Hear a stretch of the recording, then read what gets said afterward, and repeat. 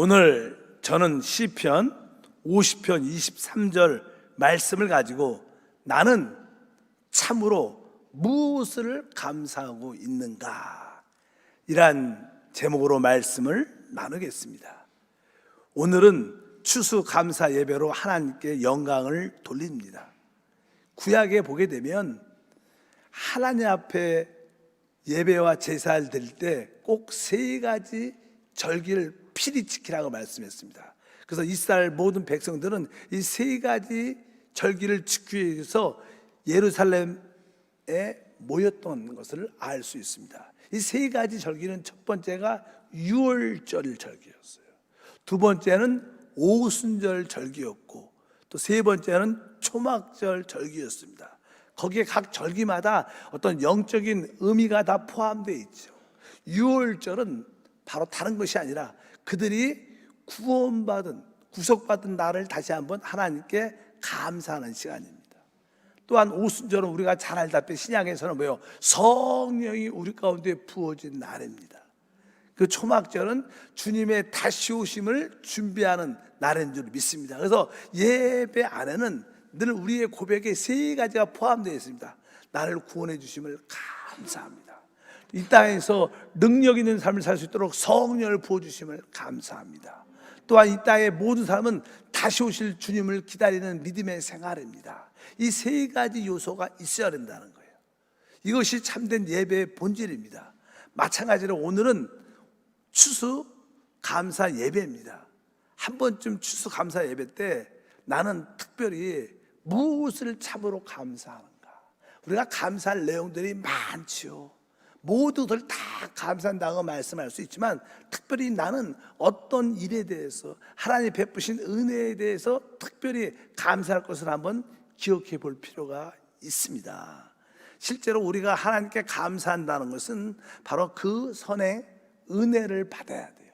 우리가 하나님께 은혜를 받게 되면, 야, 나는 이렇게 부족한데 하나님이 이러한 은혜를 주셨어. 그래서 너무나 감사해. 하나님 감사합니다. 그래서 항상 은혜가 있을 때 자연스러운 감사가 나타납니다. 이러한 의미에서 저는 나는 하나님께 참으로 무엇을 감사하는가 한번 좀 뒤돌아봤습니다.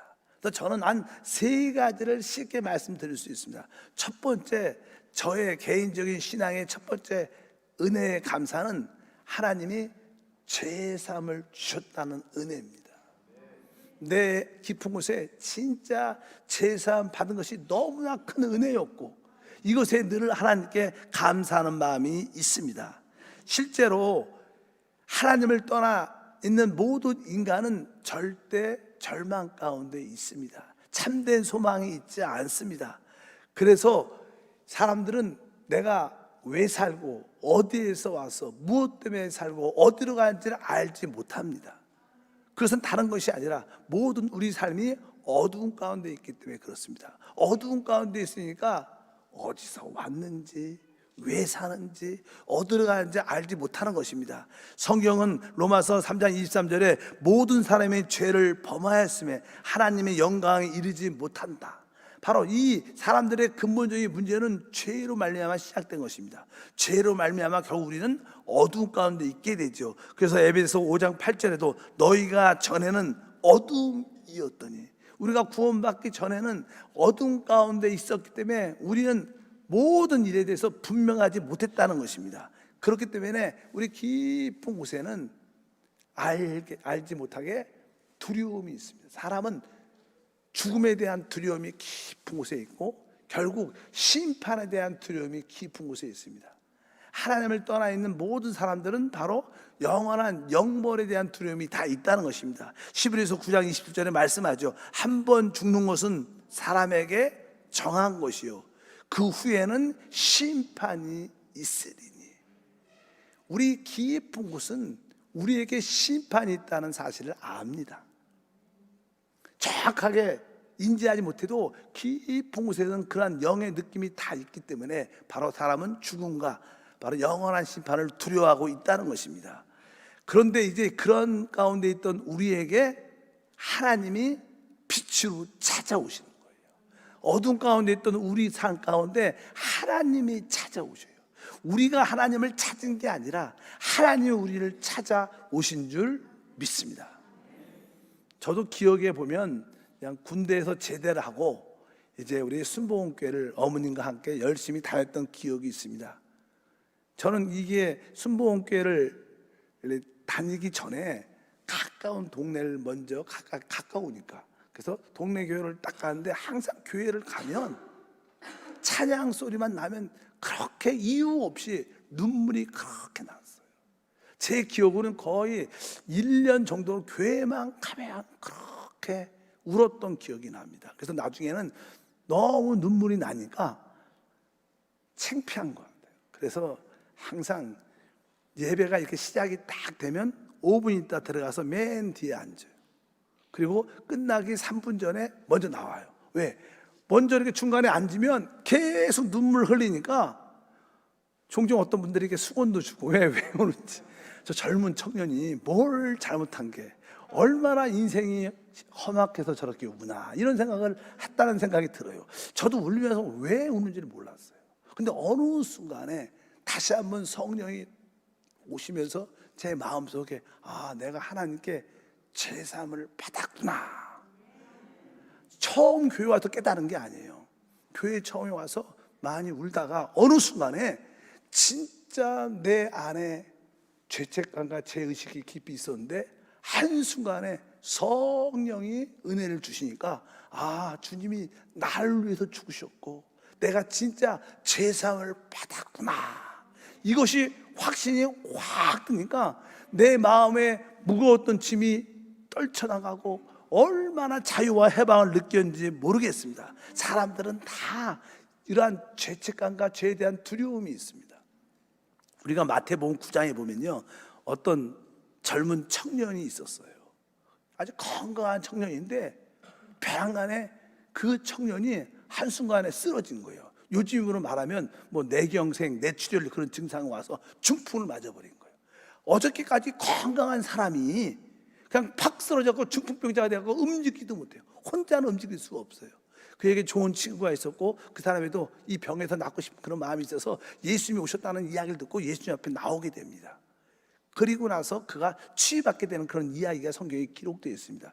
여러분 알다시피 우리가 건강하다가 중풍을 맞아갖고 손발을 움직이지 못하고 혼자 활동할 수 없고 누워만 있다면 무슨 생각이 들겠어요? 특히 유대인이니까 항상 질병은 죄로 말미암아 온다는 그런 의식이 뿌리째 박혀 있습니다. 내가 죄를 져서 이렇게 중풍이 왔나? 내가 하나님의 심판을 받고 있구나. 그러면서 질병도 질병이지만 하나님에 대한 두려움이 훨씬 큰 거예요. 양심의 두려움이 훨씬 큰 거예요. 죄의식이 점점 더 커지는 거예요. 죄로 말미암아 꽉 눌려서 다친 마음, 두려운 마음이 있었을 겁니다. 그런데 주님 앞에 그가 나오자 주님이 그에 대해서 이렇게 말씀했습니다. 마태복음 9장 2절에 보니까 침상에 누운 중풍병자를 사람들이 데리고 오거늘 예수께서 그들의 믿음을 보시고 중풍병자에게 이르시되 작은 자여 안심하라 내 죄사함을 받았느니라. 우리 주님께서 그 중풍병자 환자에게 첫 번째 하신 말씀이 작은 자야 내 죄사함을 받았느니라. 이 중풍에 걸린 이 젊은 청년이 늘 죄책감으로 죄의식의 두려움과 공포 가운데 있었는데 주님이 그 무거운 양심의 죄책감을 한 번에 작은 자야 죄사함을 받았다. 그러니까 마음의 무거운 짐이 한 번에 쫙 사라지면서 주님이 일어나라. 그러니까 진짜 일어나서 치유받은 거예요. 진짜 이 죄사함 받은 축복은 너무나 큰 겁니다. 저도 교회를 처음에 다녔을 때 죄사함에 대한 그런 확신이 없었습니다. 근데 어느 순간 성령이 찾아오니까 진짜 내가 죄사함을 받았구나. 예수님이 나를 위해서 십자가에서 피 흘려 죽으셨구나. 그것이 깨달아지면서 얼마나 행복한지, 이게 보통 은혜가 아니구나. 그리고 나서 찬양을 부르는데 너무나 감동이 되는 거예요. 그 찬양이 뭐냐면 바로 찬송가 285장이었어요. 주의 말씀 받은 그날 기쁘고도 복되도다.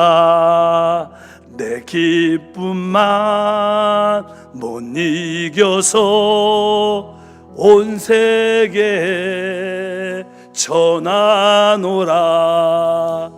기쁜 날 기쁜 날 주 나의 죄 다시 쓴 날을 깨어서 기도하고 늘 기쁘게 살아가리. 기쁜 날 주 나의 죄 다시 쓴 날. 이 찬양이 너무나 기쁘고 이 찬양을 하루 종일 불렀어요. 야, 내가 죄사함 받았어, 내가 하나님의 은혜를 받았어. 그냥 끊임없이 주 나의 죄 다시 쓴다. 얼마나 자유하고 기쁘고 행복하든지 그 은혜가 아직까지 생생해. 그래서 저는 지금 죄사함 받은 그날을 진짜 하나님께 늘 감사합니다.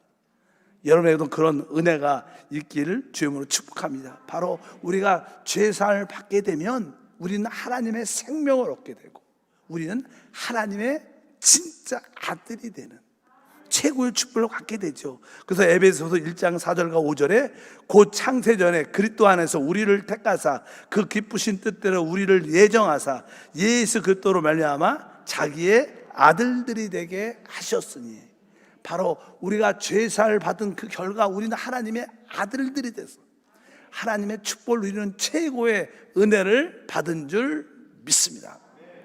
그래서 첫 번째로 저는 가장 큰 은혜가 무엇이냐? 죄사함의 은혜다. 죄사함의 은혜다. 그것이 제 마음에 깊이 박혀 있습니다. 두 번째, 제가 살면서 주님이 나에게 주신 두 번째 큰 은혜가 무엇일까? 저도 이제 죄사함의 은혜를 받고 이제 하나님을 기쁘게 해야겠다. 그래서 주님을 위해서 열심히 봉사하고 전도하고 충성된 그런 삶을 열심히 살았습니다. 아주 기쁨이 충만해서 많이도 했지만 시간이 점점 지나니까 피곤하기도 하고 지치기도 하는 거예요. 그래서 항상 이 기쁨이 변하지 않아야 되는데, 죄산 받은 기쁨이 변화야 되지 않은데 시간이 지나니까 1년, 2년, 몇 년 지나니까 이것도 좀 식어지면서 봉사를 많이 하다 보니까 지치고 힘들 때가 있는 거예요. 그래서 마음속에 이게 아닌데, 하나님 주신 은혜는 변함이 없는 건데, 지치는 게 아닌데, 새심인데, 이런 생각이 드는 거예요. 그럴 때 하나님이 다시 한번 두 번째 은혜를 주셨어요. 두 번째 은혜가 뭐냐면 다른 것이 아니라 갈라디아서 1장 15절과 16절 말씀입니다.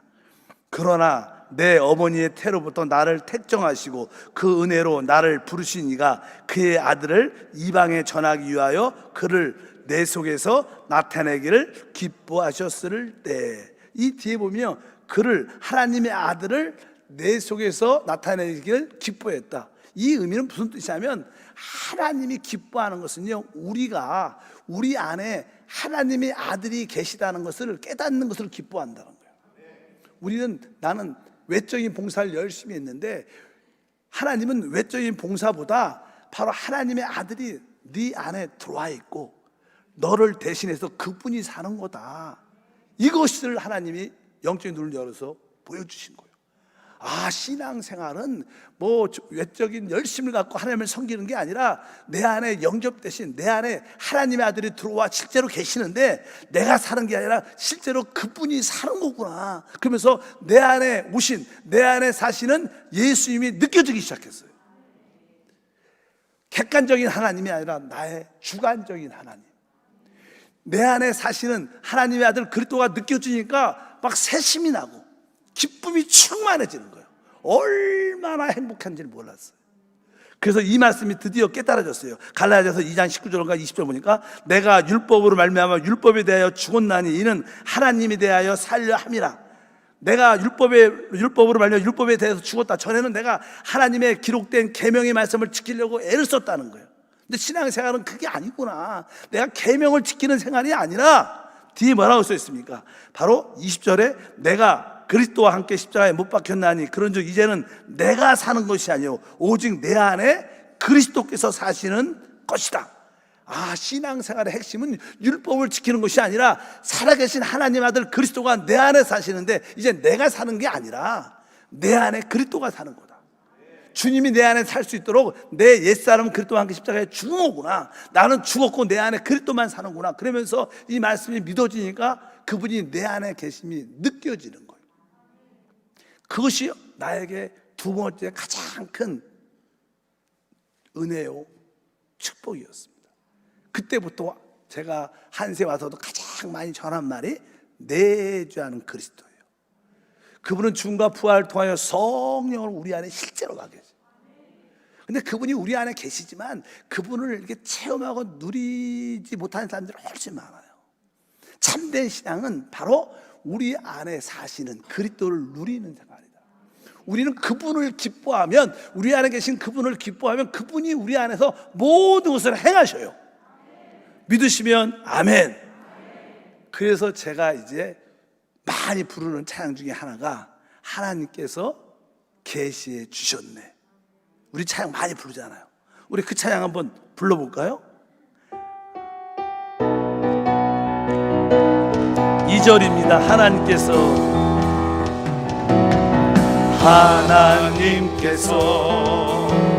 계시해 주셨네. 그의 아들이 내 안에 사심을 하나님께서 계시해 주셨네. 그의 아들이 내 안에 사심을 이제 나 사는 것 내가 아니요 주님이 내 안에 사네. 이제 나 사는 것 나 산 것 아니요 이제 나 사는 것 오직 주 예수. 이제 나 사는 것 나 산 것 아니요 이제 나 사는 것 오직 주 예수. 내가 하나님께 받은 두 번째 큰 은혜는 하나님의 아들 그리스도가 내 안에 살고 있다는 것을 깨달은 거예요. 그게 어떤 진리나 지식이 아니라, 교리가 아니라 진짜 살아계시는 거예요. 그분이 바로 주는 영이시니 주의 영이 있는 곳에 자유함이 있다. 바로 그분이 성령으로 내 안에 오신 겁니다. 그래서 로마서 8장 14절에 무릇 하나님의 영으로 인도를 받는 사람은 곧 하나님의 아들이라. 갈라디아서 5장 16절 내가 이르노니 너희는 성령을 따라 행하라. 내 안에 사시는 그리스도가 바로 성령이구나. 우리의 신앙생활은 성령을 따라 사는 게 아니구나. 그것을 성령을 따라 행하는 것이, 그것을 분명히 깨달으면서 내 신앙에 참된 자유함이 오게 됐어요. 그 전에는 교회에서 봉사하고 또 이렇게 많이 하다 보면 좀 시험도 들고 지치기도 했는데, 종종 우리 교회 안에서 시험 들잖아요. 왜 시험 들어요? 내가 사니까 시험 들어요. 내가 하니까 지치는 거예요. 근데 내가 살지 않고 내 안에 그리스도가 살면 시험에 들 이유도 없고, 또 그분은 영원한 힘을 주니까 우리는 지치지도 않아. 그때부터 내 안에 계신 주님이 사는구나. 나는 성령을 따라 사는 거야. 오직 성령 하다 보니까 진짜 그때부터는 거의 시험이 안 들어. 진짜 시험에 안 드는 게 얼마나 감사한지. 그러면서 자유함과 기쁨이 행복이 됐어요. 그래서 나의 신앙생활의 두 번째 큰 애는 내 안에 사시는 그리스도를 계시받았다는 거. 내가 사는 게 아니라 내 주님이 사는 거야. 그러면서 나의 삶 속에 참된 축복이 함께할 줄 믿습니다. 바로 내 영 안에 오신 그 그리스도 성령과 함께할 때 우리에게는 놀라운 축복이 함께합니다. 아까 읽었죠. 로마서 8장 16절에 성령의 친히 우리가 하나님의 자녀인 것을 증언한다고 말씀했습니다. 분명히 우리가 깨달아야 됩니다. 바로 내 안에 그리스도가 사는구나. 이것이 나한테 가장 두 번째 큰 은혜를 주신 거기 때문에 늘 그 생각만 하면 늘 감사가 있습니다. 하나님, 내 안에 주님이 삶을 감사합니다. 내 안에 계신 주님을 느끼도록 체험하도록 함께 하심을 감사합니다. 늘 순간순간 그분을 바라보면서 그분과 함께 누림을 갖는 줄 믿습니다. 세 번째, 저는 개인적으로 어떤 큰 은혜를 받았는가? 우리 신앙의 참된 목적은 무엇일까? 하나님은 왜 우리를 구원하셨을까? 하나님 구원의 참된 목적은 우리를 하나님의 영원한 영광에 참여하는 겁니다. 하나님의 영원한 영광에 참여하게 하는 것이 하나님의 뜻과 목적인 줄 믿습니다.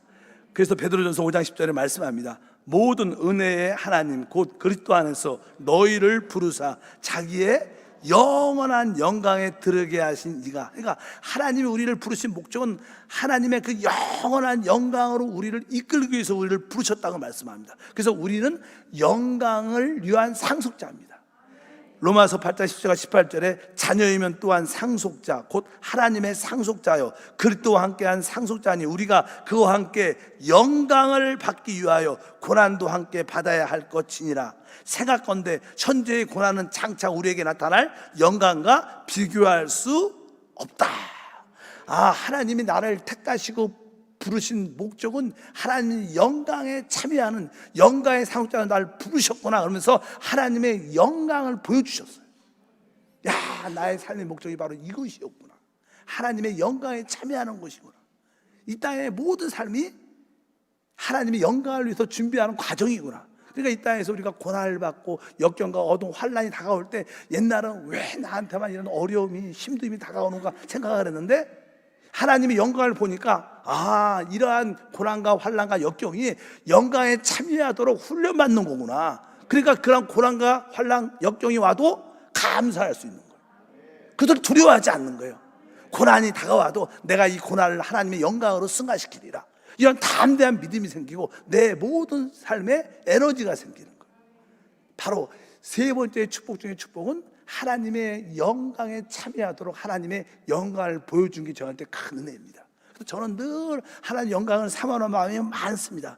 그래서 이제 나는 기쁨으로 이 땅에서 이 영광을 위하여 그리스도와 복음의 고난에 동참하겠다. 난 두려워하지 않겠다. 베드로전서 4장 13절에 말씀합니다. 오히려 너희가 그리스도의 고난에 참여한 것으로 즐거워하라. 이는 그의 영광을 나타나실 때 너희로 즐겁고 기뻐하게 하려 하심이라. 우리가 그리스도의 고난에 참여할 때 우리도 그분과 함께 영광 가운데 나타날 줄 믿습니다. 데살로니가 후서 2장 14절도 이를 위하여 우리의 복음으로 너희를 부르사 우리 주 예수 그리스도의 영광을 얻게 하려 하심이라. 바로 우리 주님은 복음을 통하여 우리로 하여금 주님의 그 영광을 얻도록 역사하신 줄 믿습니다. 그래서 제 마음속에 하나님이 나를 위하여 영광을 보여주셨고 영광을 예비하셨구나. 그것이 제 마음속에 가장 큰 은혜가 돼서 주님을 기쁨으로 따라가는 거예요.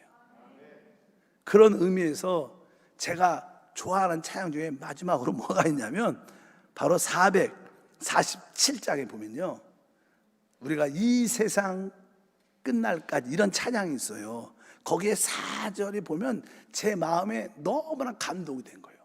그때가 제 신학생이었는데 제가 신학 때 이 찬양을 진짜 많이 불렀어요. 특별히 4절을 많이 불렀어요. 4절 한번 불러볼까요?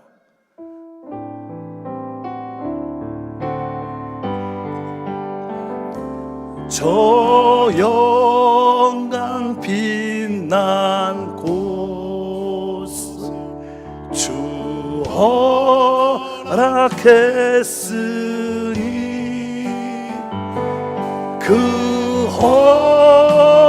허락하신 곳을 늘 사모합니다.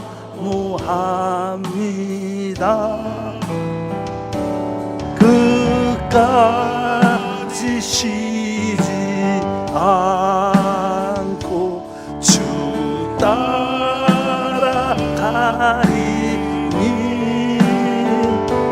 주 넓은 사랑으로 늘 인도하소. 다시 한번 불러봅니다. 저 영광 빛난 곳은 주 허락하신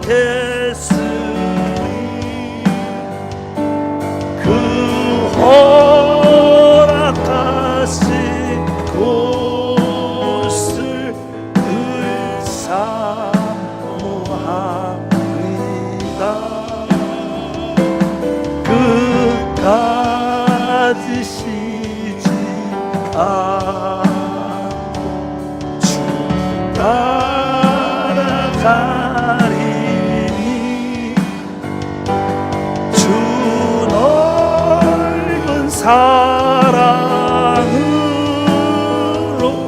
늘 인도하소서. 이 찬양은 저에게 레마의 찬양이죠.